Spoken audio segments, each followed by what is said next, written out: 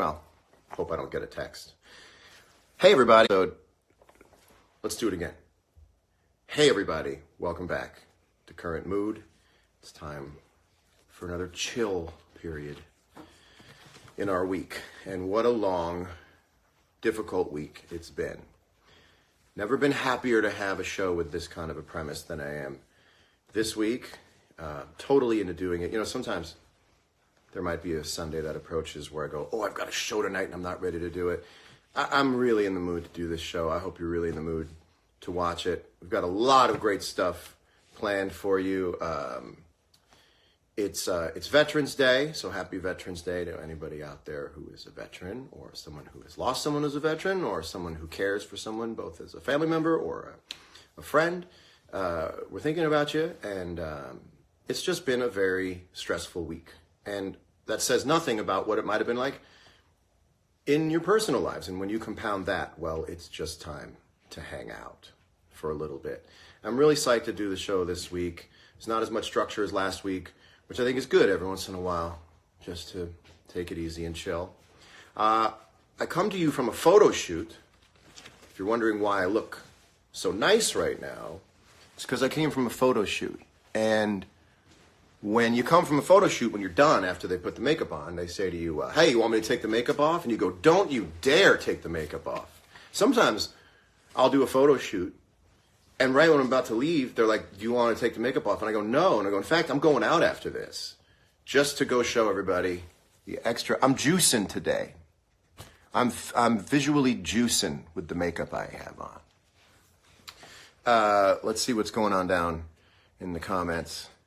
Hey, everybody.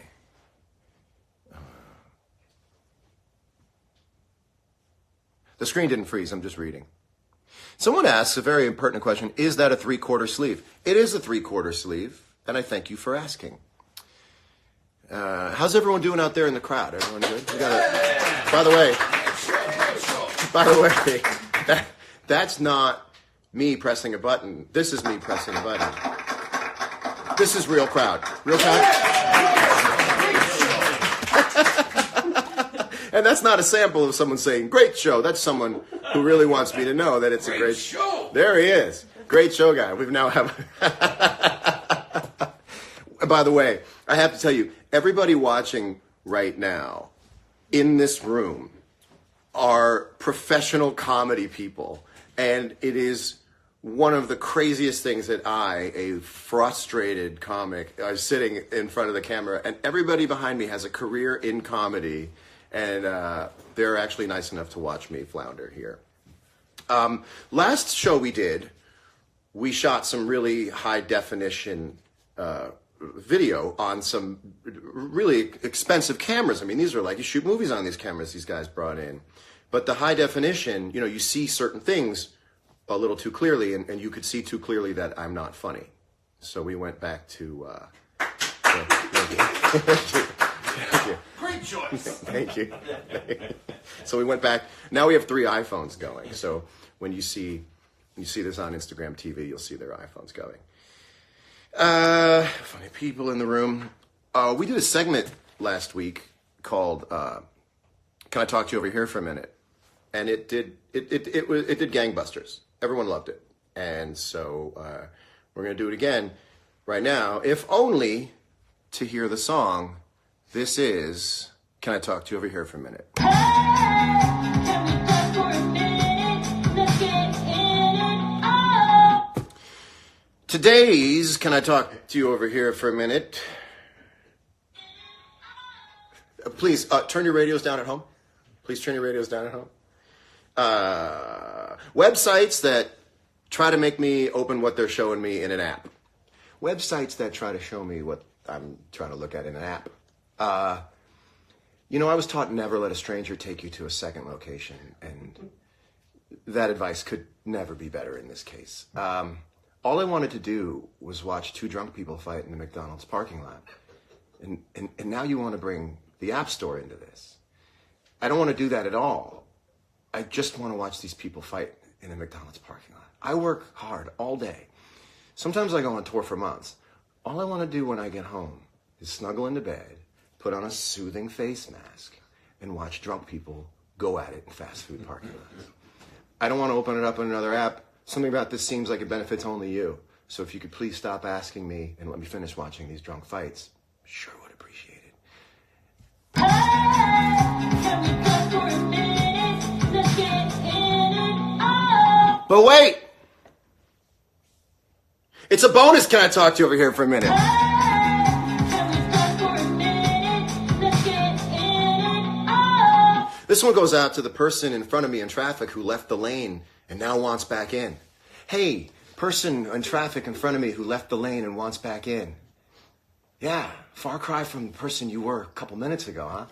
Remember when you full of all that piss and vigor and thought you were going to find that open road just to the right of us both? Like I was stupid, just didn't want to go in the right lane. You knew something I didn't do. Remember how you saw the world full of promise? Then you left all hot and bothered and hot to trot into the right lane. And then you realized that the reason none of us are in the right lane is because people are parked all along the right lane. And then you wanted back in, almost exactly where I let you out. Come on back in. Come on back in. It's all right. It's all right. I just hope we know that now you're going to drive a little differently, aren't you? You're going to take it a little slower now? All right. Thanks very much. That was Can I Talk to You over here from me. Can we talk for a minute? Let's get in it all. What's going on there in the comments? Let's not forget that when I first started doing this show, I would look in the comments and see what was going on. Who's got fun stuff? Anybody have a question in the comments? Or a comment in the questions? Or a thumbs up?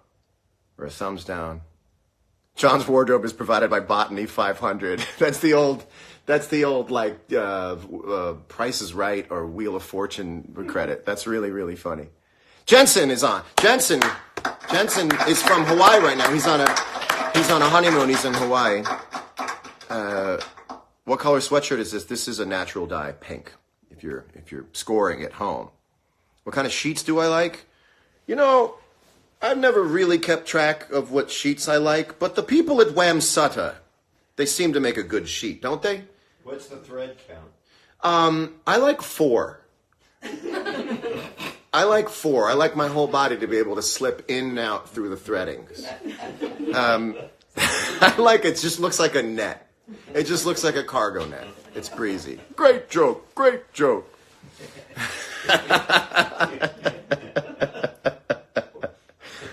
Oh, man. Pictures of text is both in the comments. It's funny. He watches the show. He's here. Pictures of text. I can't get enough of this show. PJ Novak is in the audience and he's texting people he's in the comments and he's in the audience. Oh, unbelievable. All right. Shall we move on? Let's move on to something. This is actually something I've never done on the show before, which is address a serious topic. And you might look, I do a lot of dry comedy sometimes, and you look so dry sometimes it's not funny at all. But then I have to wet it down with things that are funny, and my friends help me write it. But this is a real segment we're going to do. So with the very tragic shooting on Wednesday night in Thousand Oaks, the killer was mentioned to have had PTSD to some extent. And I do a lot of work, as I have for years, with an organization that both studies and treats PTSD. And I wrote the person I work with there, an incredibly bright person named Gerard Chacroun. And I said, what does this mean for PTSD in terms of the optics of it, or people's perception of PTSD? Because to be quite honest, I was going to write an op-ed about PTSD for Veterans Day, and I think it just changed the tenor of ever doing that. And I reached out to Gerard and I asked him, hey, what does this change? And he was such an expert, as he always is, about PTSD. And a lot of times on the internet you read a lot of opinion, but there is something called expert advice, expert information. And I think that's very relieving to hear an expert talk. So Gerard was nice enough to sit by his phone and wait for me to get through all this lunacy to get to something I think is going to be very helpful to people. He is an expert in PTSD and traumatic brain injury, and he is currently the director of veterans programs at the Presidio Trust in San Francisco, California. We're going to try to bring him in, so if you don't mind, if you could just bear with me for a minute while I work out the finer points of hitting a button that doesn't work. Okay, here we go. And this should...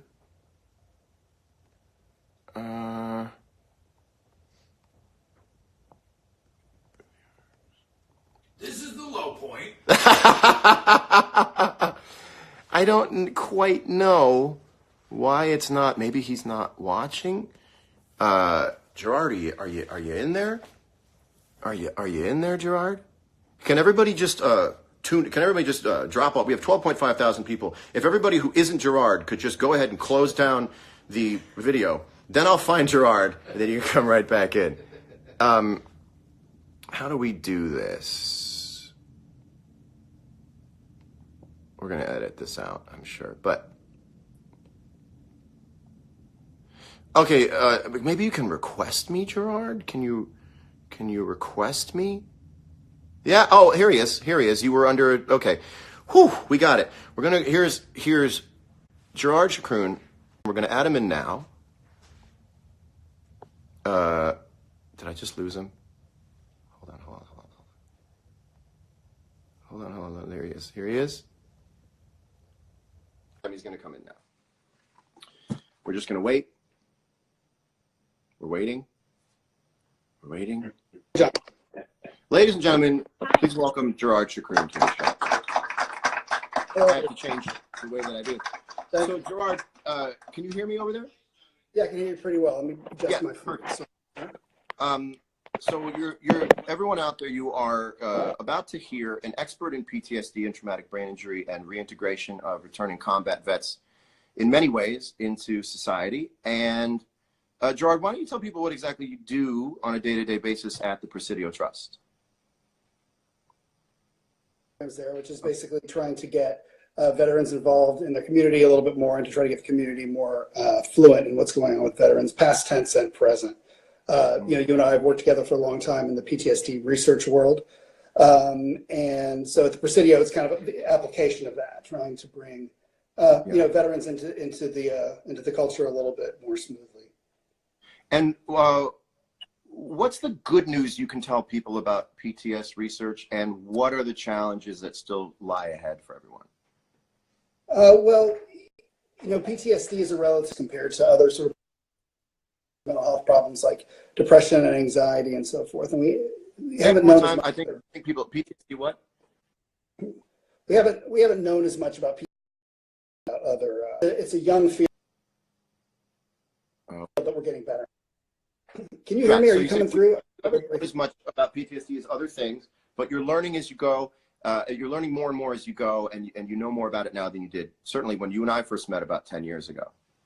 That's right, particularly the biology. Like, it's not just people get spooked by a difficult thing. It's actually changes in the body and the mind, and we're starting to understand those better so we can kind of treat and prevent and diagnose much better now than we could before, and that those advances are continuing. And what still lies ahead? What's the thing you wish people could understand? What's your obstacle here in moving it forward like you wish you could? Well, I mean, there's a lot of room for what's kind of called personalized medicine, where we're able to not just take people and shove them into one or two treatments that we know work, but to create a wider variety of treatments that work for more people, and to create things that are more palatable, particularly to veterans who may not feel comfortable taking medication or going in and talking about their problems to a therapist who they don't know or who's younger than them. We want to be able to increase the utilization of resources by getting more veterans into treatments. Yeah. It's interesting to hear you say that. When you and I first met 10 years ago, most people need resources.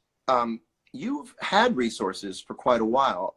Correct me if I'm wrong. You need people to take you up on the resources. Is that correct? Yeah, I mean, I think it's on us actually to develop a wider variety of resources that people will use. So it's not.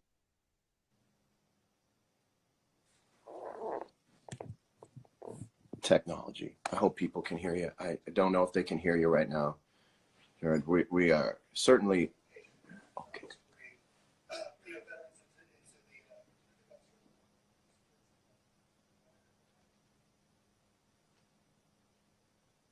Well, unfortunately, we have a freeze with Gerard. We're gonna have to have him on the show next time. I hope you understand. here by talking to an expert. He's fallen off.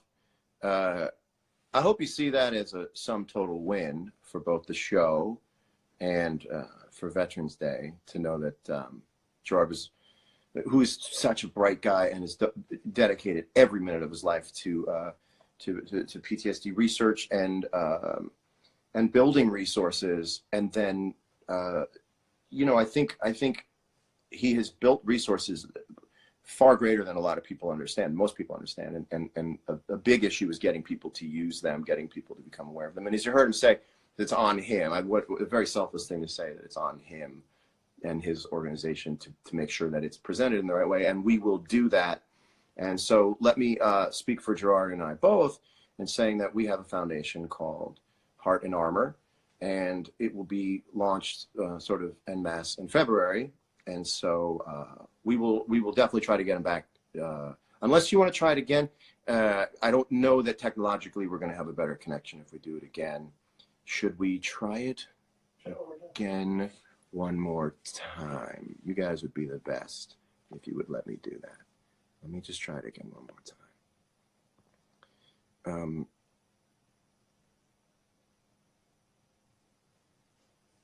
Let's see if it works again. This is definitely worth trying to make it work. Maybe we. Gerard, do you think we have a better connection? I think so. I don't know. Let's give it a try. I tried to speak for you. I did my best. Let's see if the gods of internet are on our side here.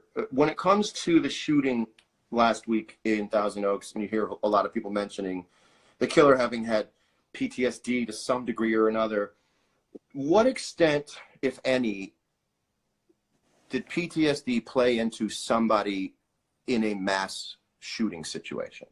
Well, I mean, first off, it's, you know, I've never met him. We haven't diagnosed him. We don't. You got to be careful about diagnosing from far away. But you know, I think it's worth saying that this is like mass murder is not a logical extension of PTSD. I think you and I have talked about this. Like PTSD is sort of lovely and sad, and that a lot of the damage becomes internal, where these external forces, you know, if it's things like you can't sleep or recurrent difficult memories, or you kind of have emotional numbing. A lot of it usually happens to the person who's suffering from it.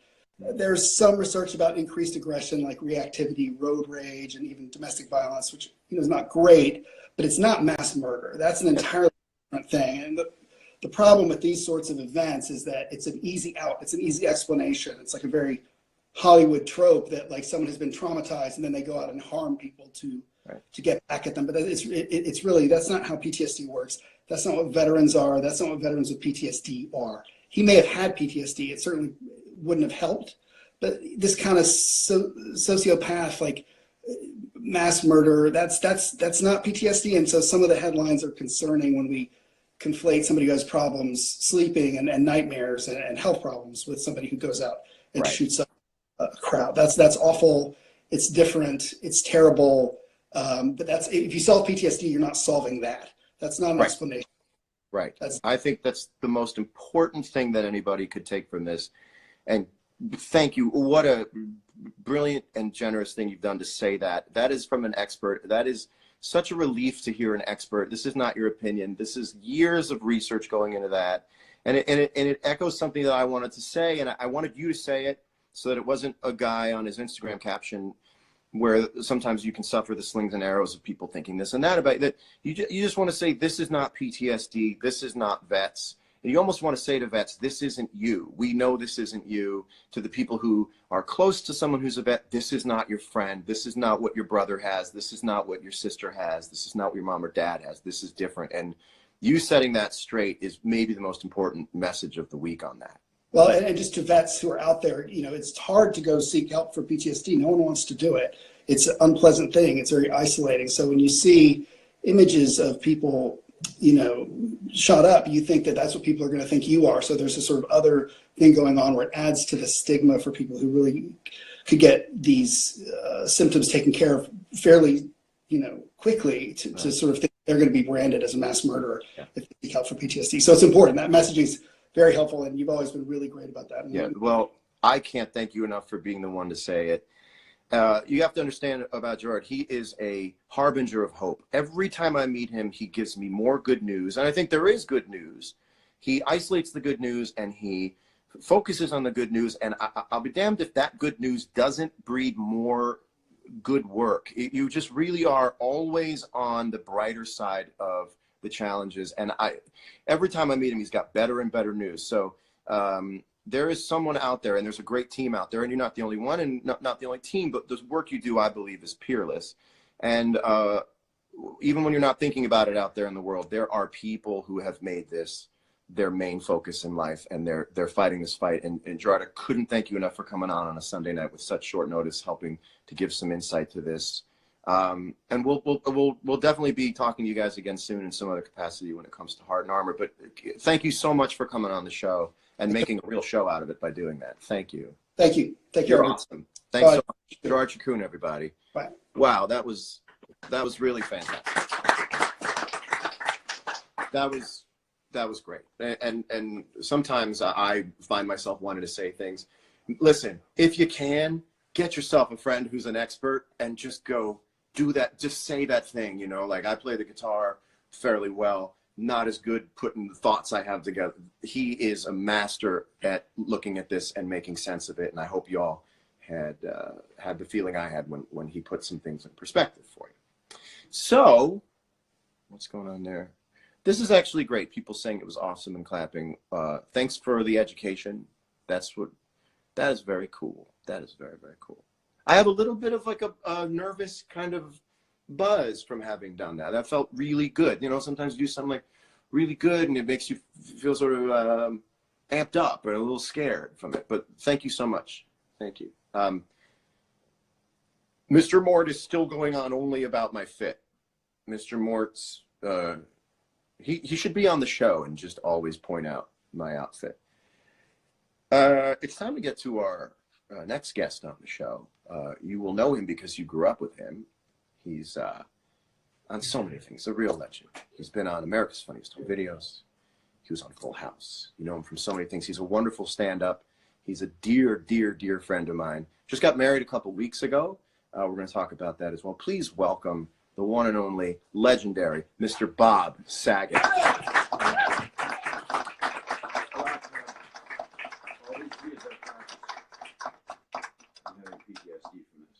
Well, I don't watch that. No, that was a beautiful guest. He's wonderful. It's fantastic.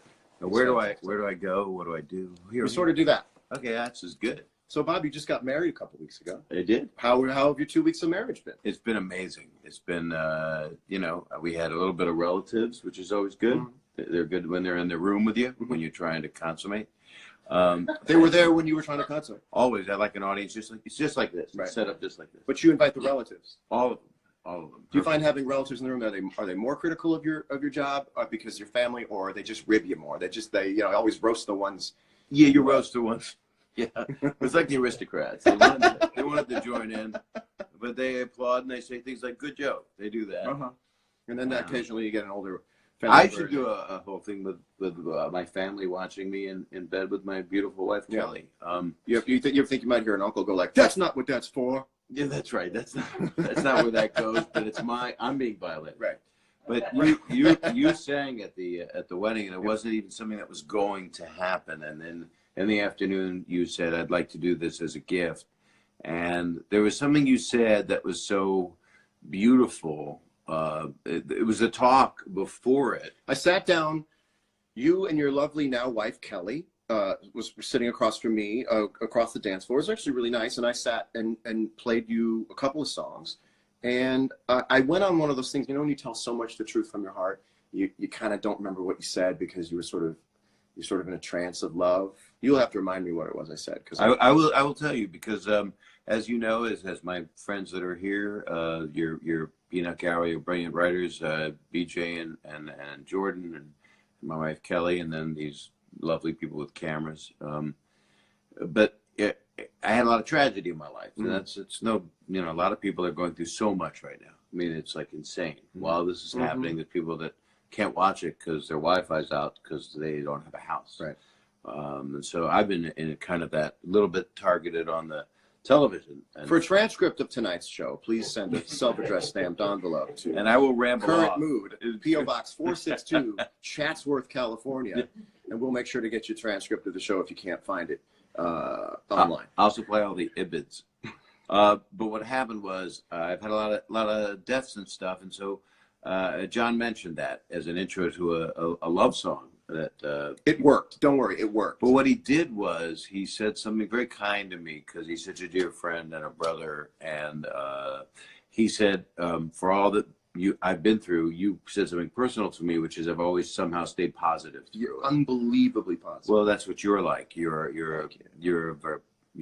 a gift, you know. Thank you. That's how I look at you because I like to see you in a bow and nothing more. It's But the December to Remember event. for a transcript of this, please go to my email directly at AOL. For a transcript of Bob Saget's brain, You can go it's on the cloud. It's on the cloud. It's in a jar. But what he said was your reward for all of the difficulty you've been through is Kelly. Mm-hmm. It's this is your reward, your wife. Yeah. And I haven't been married for a very long time. It's I think I've been about 85 years. Yeah. I think I'm 115. Right, because I sucked the blood of a bat once. World War II, right. Yeah, it was a World War II Right. battering. I'm just using waypoints chronologically. What was about 85 years? Yeah. But she is a gift, and she is wonderful. And I'm difficult. Do you find yourself to be a difficult person to have a relationship with? I seem difficult. I have no problem having a relationship with you. I'm sort of like a certain dance or something where when you first look at it, you go, there's no way I can learn that. And then once you learn the dance, you can watch other people do it. You go, oh, I know what he's doing. So at first you think it is complete gibberish. And then you realize, like Klingon, well, there's rhyme and reason to this. I just don't understand it fully. Klingon like from Star Trek? No, like when you don't wipe enough. Oh, Klingon like a dingleberry? High five it. We're 7 feet apart from each other. It's just the lens. There's a delay here. Don't keep me hanging. But at first, Good joke. I'm actually leaning on your knee. That's how close we you are. can do that. You can do that. Lean on me. Lean on knee. Lean on me. Yeah. But Bury your elbow at wounded knee. Welcome to Free Association with Bob Saget. No, it's just how I talk. It's not free. It is actually what People have to pay for it. So first, I seem unpredictable, but then once you can predict me, like if anybody wanted to take a mob hit out on me, I'd be the easiest person to kill. No, don't say stuff. Don't draw that in. There's too much I out. make my payments on time. That's why I you're don't have fine. any issue. Right. I do that on my washer dryer. You know what I mean? Guys, I don't really own a fish company. Can I be honest with you? Do you don't have a meat packing thing? No. Do you need any steak knives or suits? I'm going to go downtown. I know a guy that has a lift. Yep. Nope. It's all a front. My music career is just a front. No, you are a muse. Oh. You are a muse and you are a poet. Thank you, man. It was funny because Ben Folds, who's a mutual friend, was at the wedding, and he said that 6 minutes before you played 2 songs. He said each 6 minutes that you spoke before each song, he said those are songs. Oh, He said that's all sweet. you need to do is put your tunes to them, and that is sometimes your most effortless, even though sometimes you, you've man. told me it's a process. It takes a long time. Well, to love somebody as much as I love you is to basically have a teleprompter running of things you can say about them all the time. We all have someone in our life where we're so acquainted and acquainted with them and our feelings for them that at any time we could launch into a sermon about how great they are. And No, I can do that's- that about you because there's a comfort level that you give me, which is why I have leakage right now. Try to add humor to a day with so much tragedy. And it's a vortex 20 miles from here. It's we've very strange. We lost all these kids, these people, this hero, this police hero, and then now we've got this town on fire where all these people, and it started not far from this area, and it's up north. It's down. It's and you add that up with people who went out all weekend and have only started feeling good the last 4 hours. These last 4 hours. I mean, even on a week where nothing remarkable happens, I feel like, given the state of the world, the end of the week should end with me being like, it's going to be okay, which you have had to believe in some of the times it was hardest that everything was going to be okay. How do you do that? How do you find the comedy in so much, occasionally, I mean, you also have great times in your life, but these are occasionally incredibly, incredibly sad, grief-filled times. You still find a way to joke in the midst of them. well, my dad did it, And so I was kind of raised with it. So about 9 years old, somebody died like every year, like every family member. And he would just find humor in it. We'd be laughing at the Shiva, which is when it's a thing Jewish people have instead of awake where they're cold, so they Shiva. And there's Deli. Great joke. Not bad. Great. A little anti-Semitic, but we'll get through. That's the other thing that's going on. Before this is all a distraction, what we're living out here from all the insanity that's going on in the world. And we don't want that insanity. We want people to be human and love each other. And that's what you send out more love. And as you get older, I think you're 32 now. 32. And I'm 104 on the freeway. But you can't use that freeway right now. No. But the point is that love is stupid and cliche as some people want to believe it is. It truly is the thing that somehow pulls you through. Yeah, we've also, and I agree with that. We've also. But you can't, if you disagreed with that, you'd be the devil. Yeah, I just didn't want to be the guy who goes, yeah, now here's the thing I've been waiting to say for 30 seconds. I don't want to be that guy. You don't have your cards waiting for your next I question. am out of cards. These cards are done. I'm out of it. Oh, my That was a God. good throw, right? That was great. The people that I'm talking to, I assume, are younger than me. And I think even if I'm wrong, that's a good way to kind of look at this show. And you and I have seen the world both ways. We're amphibious. We saw the world before being plugged into everything going on local levels all around the world. Like, there used to be a thing called local and national and international. Well, now there's international local, which means we know the locales in every world. So every time somebody goes haywire, every time something crazy goes on, every time somebody says something that's really hurtful to another person and it's on video, we experience it. And what I really want to say, the people out there, this is a new thing. You guys have been saddled with so much to see and feel throughout the day that I think it's really important to be someone at the end of the week to just be like, look, we'll deal with that. That's a lot of energy you guys are taking on. We're all taking on every week. But right now, we get to just chill for a minute. You guys have signed up to be a generation that is very difficult to take on. Your mental health days should be from the big world so that you can continue to live in the small world, not from everything. You know, there's this kind of sentiment going around the world, like it's too much to take. I just want to go lay in bed. You've got to draw a line between the big world and the small world. And sometimes you got to find the balance. And there's a lot going on in the big world that's very scary. That's very dire. We've got to dig out these places and these times in our small world to still feel joy, to still feel happiness, to say in the face of all of this real ugly stuff, we're still doing okay this week in our life with our friends and our family who are safe. And you got married in all of this. I mean, the backdrop of the larger world is crazy, but you got married and had one of the most beautiful times in your life a couple of weeks ago. Yeah, I was very lucky. But a lot of the young people also become complacent, or there's a lot of cynicism, and they want to escape, and they would just stay high the whole time, which is not, it's not put down, but disconnect because it's so painful, and that's what a lot of people do. They drink, they whatever they have to do to get through. But there's also something to be said for even in an altered state, or if you're in a sober state, is to stay connected. And try to stay connected to others.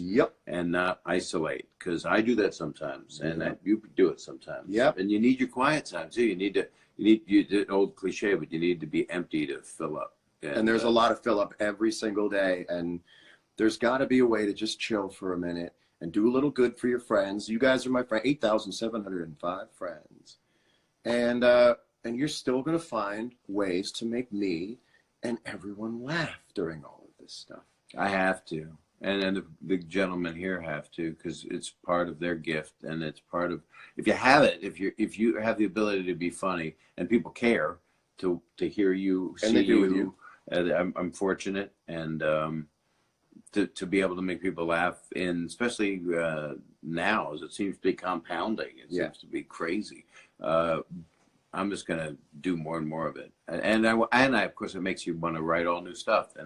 And makes you want to say, I can't say it the way I used to say it. I have to do it the way the greats of our present and the greats of our past have done it. Well, listen, you have brought a lot of joy to people in their lives over the years. And now you have joy brought in your life through your lovely wife. And you couldn't deserve this joy that you have had and will continue to have more, my friend. Thank you for coming on the show. Thank you for having me. I'd also like to say something about Joy dishwashing liquid, because Joy is not just a state of being. It is also one of the smoothest soaps. And I have no ties. There's no sponsorship here. I think it's Palmolive makes it. Is Joy? They merged. It's fantastic. So Joy and Palmolive, but it washes your dishes and it soothes your hands. And I get nothing out of this. I just think it's a fine product. It is. I don't use it. Word up to Joy Behar. I'd like to also give. I think it's Bahar, by the way. Is it Bahar? Yeah, I think it is. Well, look, you try to do a nice thing and still get in trouble. That's true. Well, I'm going to split, and I love you. I love you too, Bob. I love you very You're the much. best. You are too, and I'd like to buy some of those Beanie Babies, so tell me. And you can have. Tell me how You can much. have. Ladies and gentlemen, Bob Saget. Well, everybody. Great guest. Great guest. It's time to sign off. But there's something I'd like to leave you with. It's a thought that I want you to take through the rest of the week and maybe beyond. You know, a lot of times in your text, you get someone who writes you and they say, did I offend you? Did I upset you? Are you mad at me? And you write, no, I just haven't written you back.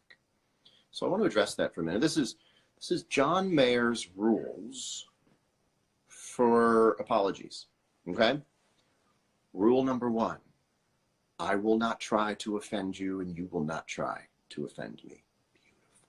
We get that, move that to the side. There are 3 options. Option 1, you were never offended by the thing I thought you might be offended by. In which case, I don't have to worry, because you'll never bring it up and I'll never think about it. Because, number 2, if you were offended and you aren't anymore because you got over it, then it's the same thing. I never have to worry about it. Number 3, you were offended, tried to get over it, and can't, and you need to bring it up to me. That is a wonderful thing. It means I won't worry for you unless you express to me that I have offended you. And when you do let me know, you will also be open to my apology. And then you can say, hey, can I talk to you for a minute? This thing you said to me, it doesn't sit well with me. It just bugs me. And then I get to say, oh my God, see rule number 1. I never meant to offend you. I'm so sorry. Now I got to tell you, the chances of number 3 happening are so low. 1 and 2 happen. Number 2 happens a little more often than number 3, but number 1, where you never offended anybody, happens all the time, 90% of the time.